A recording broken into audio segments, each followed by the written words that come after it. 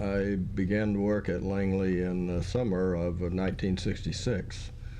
So a lot of Langley's major contributions to the Apollo program had already been taking place over time. And during my first year or so, I did have a couple of technical assignments that were related to the Lunar Orbiter project, which Langley led, which was a major factor in supporting the agency's decision on lunar landing sites. There was a space task group formed at Langley which provided the beginning of the program planning for what became the Mercury, then the program, and then later the Apollo program. Certainly as it continues today, the major contribution of Langley is in research and technology. In research and technology, the major areas that Langley was contributing was in entry, descent, and landing, which we continue to play significant roles in that area. Structures and materials, which we continue to have great strength in. We also had a major role in communications technology back in that time frame, which compared to other centers now, not so much. And then in the whole concept of lunar or automated rendezvous and docking, and the choosing of the lunar orbit rendezvous as opposed to direct entry onto the lunar surface.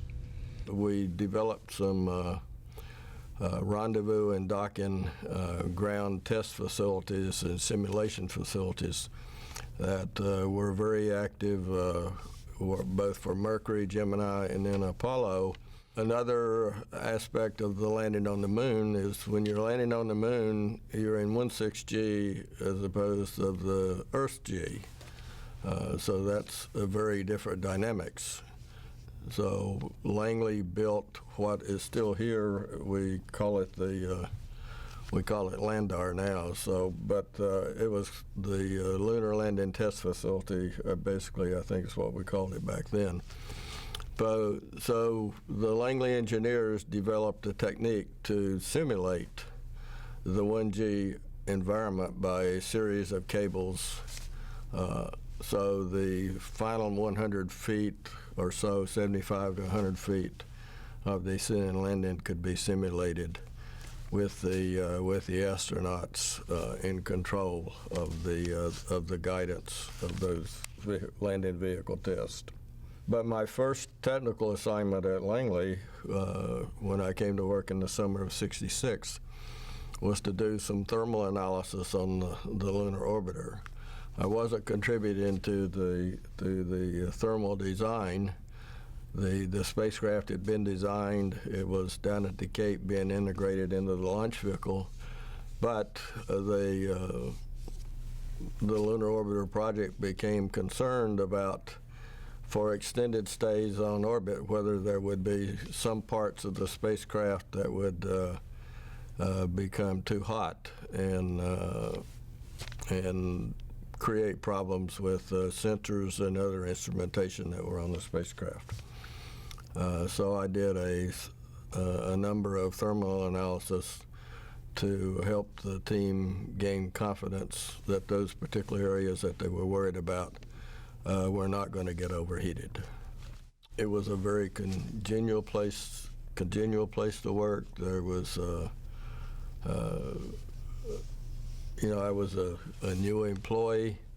The more experienced and senior engineers were more than willing to help and assist with getting me engaged in the technical work that was ongoing at the center.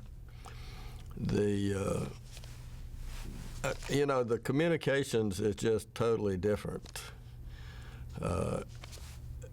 Communication back then were in memos created on typewriters with lots of carbon paper with multiple copies.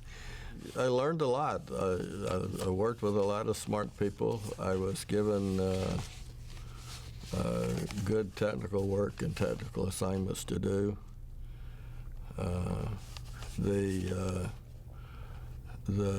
There was a big focus on training and advanced training with master's degree and PhDs. There was a program back then that which I took advantage of for my master's degree, that you'd take a couple of math courses here on site at the center during